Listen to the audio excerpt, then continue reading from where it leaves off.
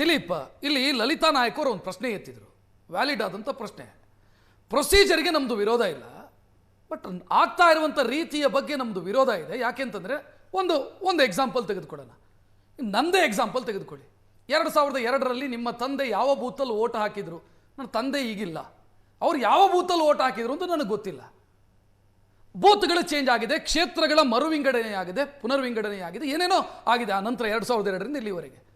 So ಇದು ಜನರನ್ನ ಕನ್ಫ್ಯೂಷನ್ಗೆ ತಳ್ಳಿದೆ, ಸಮಸ್ಯೆಗೆ ತಳ್ಳಿದೆ. ಇದನ್ನ ನೋಡಿ, SIR ಪ್ರಕ್ರಿಯೆನ ಸರಿಯಾಗಿ ಅರ್ಥ ಮಾಡ್ಕೊಂಡ್ರೆ ಈ ಕನ್ಫ್ಯೂಷನ್ಸ್ ಆಗಲ್ಲ. BT ಲಲಿತಾ ನಾಯಕರವರು ಬಹಳ ಹಿರಿಯರಿದ್ದಾರೆ, ಅವ್ರು ದಯಮಾಡಿ SIR ಪ್ರಕ್ರಿಯೆ ಏನಿದೆ ಅಂತಕ್ಕಂಥದ್ದನ್ನ ಅರ್ಥ ಮಾಡ್ಕೊಬೇಕು. 66 ಲಕ್ಷ ಮೈಗ್ರೆಂಟ್ಸ್ ಡಿಲೀಟ್ ಆಗಿದ್ದಾರೆ ಅಂತಂದ್ರೆ ಫಸ್ಟ್ ಥಿಂಗ್ ಏನು ಮಾಡ್ತಾರೆ, ಈಗ ನಂದು ಕುಣಿಗಲ್ನಲ್ಲಿ ಓಟಿದೆ, ಬೆಂಗಳೂರಿನಲ್ಲೂ ಓಟಿದೆ ಅಂತ ಅಂದಾಗ ನನ್ನ ಮನೆ ತಕ್ಕ ಬರ್ತಾರೆ. ಫಸ್ಟ್ ಮನೆ ತಕ್ಕ ಬಂದ್ಬಿಟ್ಟು ಎನ್ಯುಮರೇಷನ್ ಫಾರ್ಮ್ ಫಿಲ್ ಮಾಡಬೇಕಾದ್ರೆ ಅಲ್ಲೊಂದು ಬಾಕ್ಸ್ ಬರುತ್ತೆ. ಬಾಕ್ಸ್ನಲ್ಲಿ ಫಸ್ಟ್ 2007ರಲ್ಲಿ ಓಟ್ ಹೊರಗಡೆ ಇತ್ತ, ಅಂದ್ರೆ ಇವಾಗಿಂತ ಮುಂಚೆ ಹೊರಗಡೆ ಇತ್ತ ಅಂತೇಳಿ ಅಲ್ಲಿಂದ ಒಂದು ಕನ್ಫರ್ಮೇಷನ್. ನಾನು ಓಟ್ ಹಾಕಿಲ್ಲ, ನೀವು ಅದೇ ಹೇಳ್ತೀನಿ, ತಂದೆ ಓಟ್ ಅಲ್ಲಿಗೆ ಬರ್ತೀನಿ ನಾನು. ಅವರ ಬೂತ್ ಯಾವುದು ಅಂತ ನನಗೆ ಗೊತ್ತಿಲ್ಲ. ಈ ಸಮಸ್ಯೆ ಅಲ್ಲಿಗೆ ಬರ್ತೀನಿ. ಯಾವ ರೀತಿ ಡಿಲೀಷನ್ ಆಗುತ್ತೆ ಅಂತ ಹೇಳ್ತಾ ಇದ್ದೀನಿ. ಅಲ್ಲಿಂದ ಒಂದು ಕನ್ಫರ್ಮೇಷನ್ ತೆಗೆದುಕೊಳ್ತಾರೆ. ರಾಜಾಜಿನಗರದಲ್ಲಿದ್ದ ಅಥವಾ ಇನ್ನೊಂದು ಪೀಣ್ಯದಲ್ಲಿದ್ದ ಅಂತ ಹೇಳಿ ಒಂದು ಕನ್ಫರ್ಮೇಷನ್ ತೆಗೆದುಕೊಳ್ತಾರೆ. ಕನ್ಫರ್ಮೇಷನ್ ತೆಗೆದುಕೊಂಡ್ರೆ ಏನು ಅಂತಂದ್ರೆ ಅಲ್ಲಿ ಡಿಲೀಟ್ ಆಯ್ತು ನಂದು ಅಂತ ಹೇಳಿ, ಪೀಣ್ಯದಲ್ಲಿ ಡಿಲೀಟ್ ಆಯ್ತು. ಡಿಲೀಟ್ ಆದ್ಮೇಲೆ ಇಲ್ಲಿ ಉಳಿಸ್ಕೊಂತೀವಿ ಓಟು. ಸೊ ನೋ ಕನ್ಫ್ಯೂಷನ್ಸ್, ಅಲ್ಲಿ ಬೇಕಾ ಇಲ್ಲಿ ಉಳಿಸ್ಕೊಂತಾ ಇದ್ದೀನಿ, ಅದಕ್ಕೋಸ್ಕರ ಇಲ್ಲಿ ಓಟ್ ಉಳ್ಕೊತ್ತು. ನನ್ನ ವೈಯಕ್ತಿಕ ಹಿತಾಸಕ್ತಿ ಮೇಲೆ, ನನ್ನ ಆಸಕ್ತಿ ಮೇಲೆನೆ ಓಟ್ ಉಳ್ಕೊಂಡಿದ್ದು. ಇಲ್ಲಿ ಯಾವುದೇ ಸರ್ಕಾರ ಆಗಿರ್ಲಿ ಮತ್ತೊಂದಾಗಿರ್ಲಿ ಯಾರು ಸಹ ಇಂಟರ್ಫಿಯರ್ ಮಾಡಲಿಲ್ಲ. ಇನ್ನೊಂದು ಹೇಳಿದ್ರಿ 2002ರಲ್ಲಿ ನನ್ನ ತಂದೆ ಇರಲಿಲ್ಲ ಅಥವಾ ತಾಯಿ ಇರಲಿಲ್ಲ ಅಂತ ಅಂದಾಗ, ಉದಾಹರಣೆಗೆ ತಂದೆ ಇಲ್ಲ ಅಂತಂದ್ರೆ ತಾಯಿದು ಡೀಟೇಲ್ಸ್ ತೆಗೆದುಕೊಳ್ತಾರೆ, ತಾಯಿದಿಲ್ಲ ಅಂತಂದ್ರೆ ಬ್ರದರ್ ತೆಗೆದುಕೊಳ್ತಾರೆ. 2002ರಲ್ಲಿ ಅವ್ರ ಫ್ಯಾಮಿಲಿಯಿಂದ ಯಾರು ವೋಟ್ BLOಗಳಿಗೆ ಗೊತ್ತಿರಲಿಲ್ಲ ಅಂತ ಎಷ್ಟೋ ಸಂದರ್ಭದಲ್ಲಿ ಕನ್ಫ್ಯೂಷನ್ ಕ್ರಿಯೇಟ್ ಆಗ್ತಾ ಇತ್ತು ಗ್ರೌಂಡ್ ಅಲ್ಲಿ. BLOಗಳು ಗೊತ್ತಿಲ್ಲ ಅಂದ್ರೆ ಅವ್ರು ಸರಿಯಾಗಿ ಟ್ರೈನಿಂಗ್ ತಗೊಂಡಿಲ್ಲ ಅಂತ ಅರ್ಥ. ಅಂತ BLOಗಳಿಗೆ ಸರಿಯಾಗಿ ಟ್ರೈನಿಂಗ್ ಕೊಡ್ಬೇಕು ರಾಜ್ಯ ಸರ್ಕಾರ. ಚುನಾವಣಾ ಆಯೋಗವನ್ನ ಇಲ್ಲಿ ಹೆಂಗ್ ಮಾಡಿದ್ದಾರೆ ಅಂದ್ರೆ ಕಟ್ಟಾಕ್ ಇಟ್ಕೊಂಡಿದ್ದಾರೆ. ಅದು ಗೊತ್ತಿದೆ ಇಡೀ ರಾಜ್ಯಕ್ಕೆ, ಅದ್ರದ್ದು ನಾನು ಮಾತಾಡೋದು ಬೇಡ. ಯಾವ ರೀತಿ ಅಂತ ಹೇಳ್ತೀನಿ. ಚಿತ್ತಾಪುರದಲ್ಲಿ 99% ಮ್ಯಾಪಿಂಗ್ ಆಗಿದೆ, 99% ಇಡೀ ರಾಜ್ಯದಲ್ಲಿ ಹೈಯೆಸ್ಟ್. ಯಾಕಾಯ್ತು? ಅಲ್ಲಿ ಪ್ರಿಯಾಂಕ ಖರ್ಗೆ ಸಚಿವರಿದ್ದಾರೆ ಅಂತ ಹೇಳಿ ಎಲ್ಲ BLOಗಳನ್ನ ಕರೆದು ಹೇಳಿದೆ, ನೋಡ್ರಿ ಅವೆಲ್ಲ ನೀವು ಏನ್ ಮಾಡ್ತೀರೋ ಗೊತ್ತಿಲ್ಲ, 99% ಮ್ಯಾಪಿಂಗ್ ಮಾಡ್ಬೇಕು ಅಂತ ಮಾಡಿಸಿದ್ರು. ಇವಾಗ ಡಿಲೀಷನ್ ಆಗಿದೆ. ಸೊ ಕಾನೂನು ವಿರುದ್ಧವಾಗಿ ಯಾರು ಸಹ ಮಾಡ್ಲಿಕ್ಕೆ ಆಗಲ್ಲ. ಪ್ರಿಯಾಂಕ ಖರ್ಗೆ ಆಗಿರ್ಬೋದು, DK ಶಿವಕುಮಾರ್ ಆಗಿರ್ಬೋದು, ನಟರಾಜ್ ಗೌಡ್ರ ಆಗಿರ್ಬೋದು, ಯಾರು ಸಹ ಕಾನೂನು ವಿರುದ್ಧವಾಗಿ ಮಾಡ್ಲಿಕ್ಕೆ ಆತಂಕ ಪಡಬೇಕಾದಂತ ಅಗತ್ಯ ಇಲ್ಲ. ಇನ್ನೂ ಸಮಯ ಇದೆ. ಒಂದು ವೇಳೆ ಹೆಸರು ಡಿಲೀಟ್ ಆದ್ರೂ ಮತ್ತೆ ಸೇರ್ಪಡೆ ಮಾಡೋದಕ್ಕೆ ಅವಕಾಶ ಇರುವಾಗ ಇದನ್ನ ಯಾಕೆ ಅನುಮಾನದ ಕಣ್ಣಲ್ಲಿ ನೋಡಬೇಕು? ಈ ಪ್ರೊಸೀಜರ್ ಅನ್ನ, ಈ ಪ್ರಕ್ರಿಯೆಯನ್ನು ಅನುಮಾನದ ಕಣ್ಣಲ್ಲಿ ಯಾಕೆ ನೋಡಬೇಕು? ಈಗ ನೋಡಿ, ಈ ಮಾತಾಡ್ತಾ ಇದೀನಿ ಕೇಳಿ.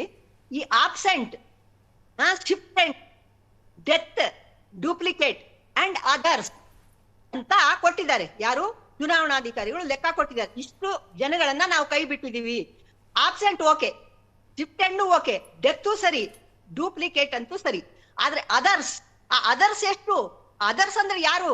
ಆ ನುಸುಳುಕೋರರ ಲೆಕ್ಕ ಎಲ್ಲಿ? ಅದರ್ಸ್ ಅಂದ್ರೆ ಏನು?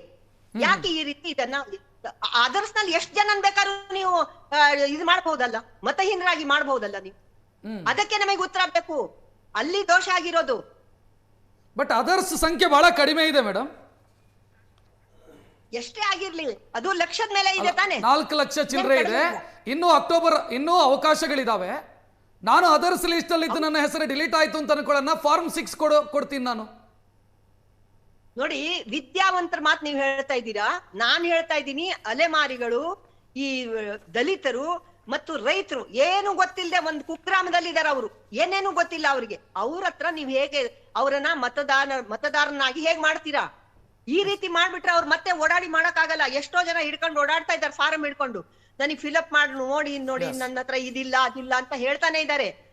ನೋಡಿ, ನಾನು ಸುಮ್ಮನೆ ಹೇಳ್ತಾ ಇಲ್ಲ. ನಮ್ಮಲ್ಲಿ ಎಷ್ಟು ಜನ ಇದಕ್ಕಾಗಿ ದುಡಿತಾ ಇದಾರೆ ಅಂದ್ರೆ, SIR ವಿರೋಧಿ ಜಾತ್ಯತೀತ ಪಕ್ಷಗಳು ನಾವು ಮಾಡ್ತೀವಿ. ವಿರೋಧಿ ಅಂದ್ರೆ ನಿಮ್ ಯಾರನಾರ ಪ್ರೈವೇಟ್ ಆಗಿ ವಿರೋಧ ಮಾಡೋದಲ್ಲ.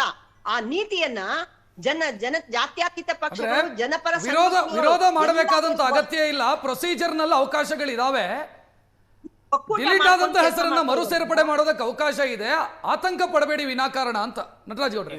ನೋಡಿ, ಈಗ SIR ಉದ್ದೇಶ ನಾವು ಆಲ್ರೆಡಿ ಚರ್ಚೆ ಮಾಡಿದ್ದೀವಿ. ಕೇಂದ್ರ ಸರ್ಕಾರ ಸಚಿವರುಗಳು ಏನೇನು ಹೇಳ್ತಾ ಇದ್ರು, ಕುಮಾರಸ್ವಾಮಿ ಏನು ಹೇಳಿದ್ರು, ಪ್ರಹ್ಲಾದ್ ಜೋಶಿ ಹೇಳಿದ್ರು, ಶೋಭಾ ಕರಂದ್ಲಾಜೆ ಹೇಳಿದ್ರು, ನಮ್ಗೆ ಗೊತ್ತಿದೆ. ಇಲ್ಲಿ ಅವ್ರ ಉದ್ದೇಶ ಏನಿದ್ರು ಕೂಡ ಇಲ್ಲಿ ಅವ್ರ ಉದ್ದೇಶ ಇಡಲಿಕ್ಕೆ ನಾವು ಬಿಡೋದಿಲ್ಲ. ನಂಬರ್ 1. ನಂಬರ್ 2 ಏನು? ಹೆಸರು ಈಗ ಮಾಡಿಸೋದು ಅಥವಾ ಯಾರು ಅಯೋಗ್ಯರಿದ್ದಾರೋ ಅಥವಾ ಅನರ್ಹರಿದ್ದಾರೋ ಅವ್ರನ್ನ ಡಿಲೀಟ್ ಮಾಡಿಸೋದು, ಅದ್ರಲ್ಲಿ ಇಲ್ಲ. ಅವರು ಉದ್ದೇಶಪೂರ್ವಕವಾಗಿ ಬುಡಕಟ್ಟು ಜನಾಂಗದವರು, ದಲಿತರು, ಅಲ್ಪಸಂಖ್ಯಾತರು ಟಾರ್ಗೆಟ್ ಮಾಡಿದ್ರು. ಅದನ್ನು ವೆಸ್ಟ್ ಬೆಂಗಾಲ್ ಮಾಡಿದ್ರೆ ನಾವು ಸಾಕ್ಷಿ ಸಮೇತಗಳು ಕೊಟ್ಟಿದ್ದೀವಿ. ಆದ್ರೆ ಕರ್ನಾಟಕದಲ್ಲಿ ನಾವೇನ್ ಮಾಡಿದ್ವಿ ಗೊತ್ತಾ? ಜನರಿಗೆ ನಾವು ಅವೇರ್ನೆಸ್ ಮೂಡಿಸಿದ್ದೀವಿ.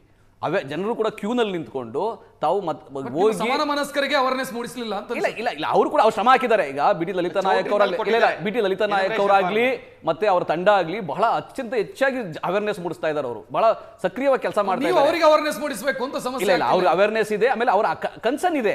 ಅವ್ರೇನ್ ಹೇಳ್ತಾ ಇರೋದು 1% ವೋಟ್ ಆಗ್ಲಿ ಒಬ್ಬ ವೋಟ್ ಆಗ್ಲಿ ಅದು ಯಾರಿಗೂ ಕೂಡ ಮಿಸ್ ಆಗಬಾರ್ದು ಅನ್ನೋ ಆ ಕಾಳಜಿಲಿ ಅವ್ರು ಹೇಳ್ತಾ ಇರ್ತಕ್ಕಂಥದ್ದು. ಅದೇನು ತೊಂದರೆ ಅಲ್ಲ. ಅದು ನಾವೇನ್ ಹೇಳ್ತಾ ಇದೀವಿ ಅಂದ್ರೆ ನಾವು ಕಾಂಗ್ರೆಸ್ ಕಾರ್ಯಕರ್ತರಾಗಿ ನಾವು ಕೆಲಸ ಮಾಡಿದ್ದೀವಿ, ಜನಗಳು ಅವೇರ್ನೆಸ್ ಇದೆ. ಇವತ್ತಿನವರೆಗೂ ನಮಗೆ ಯಾವುದೇ ಸಮಸ್ಯೆಗಳು ನಮ್ಮ ಬೂತ್ ಮಟ್ಟದಲ್ಲಿ BLOಗಳಾಗ್ಲಿ BLAಗಳಾಗ್ಲಿ ಸಮಸ್ಯೆಗಳು ಹೇಳಿಲ್ಲ. ಅಕಸ್ಮಾತ್ ಬಂದರೂ ಕೂಡ ಇನ್ನು ಸಮಯದಲ್ಲಿ ನಾವು ಖಂಡಿತವಾಗಿ ಅದನ್ನ ಫಿಲ್ಅಪ್ ಮಾಡಿಸ್ತೀವಿ. ಆಮೇಲೆ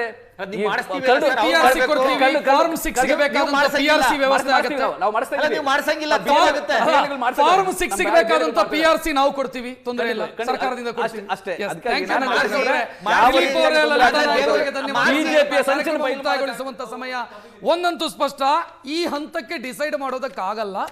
ಆದ್ರೂ ದೊಡ್ಡ ಸಂಖ್ಯೆಯಲ್ಲಿ ಹೆಸರುಗಳು ಡಿಲೀಟ್ ಆಗತ್ತೆ ಅನ್ನುವಂತ ಒಂದು ಅಂದಾಜು ಸಿಗ್ತಾ ಇದೆ ಅನ್ನೋದು ಖಚಿತ. ಇದು ಇವತ್ತಿನ ಟ್ರೆಂಡಿಂಗ್ ಎಟ್ 10 ನೇರ ದಿಟ್ಟ ನಿರಂತರ ಸುದ್ದಿಗಾಗಿ ನೋಡ್ತಾ ಇರಿ ಏಷ್ಯಾನೆಟ್ ಸುವರ್ಣ ನ್ಯೂಸ್.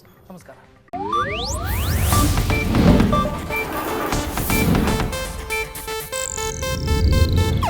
ಇದು ಏಷ್ಯಾನೆಟ್ ನ್ಯೂಸ್ ನೆಟ್ವರ್ಕ್ ಪ್ರಸ್ತುತಿ.